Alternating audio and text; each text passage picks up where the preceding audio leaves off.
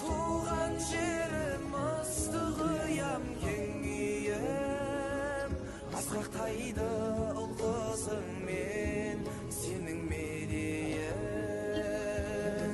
Şüregim dal şüregimde және осы батыс өлкеде Халел Досмұхамедұлы мен Жақан Досмұхамедұлының бірігіп ойынның уәлияты студентті алысында бастаған болатын. Енді сіздерге айтатын нәрсе Адай округінің орталығы болды ойын 27 жылдары бір жыл ғана.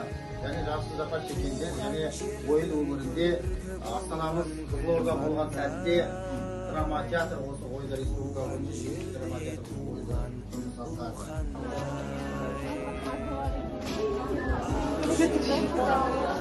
А?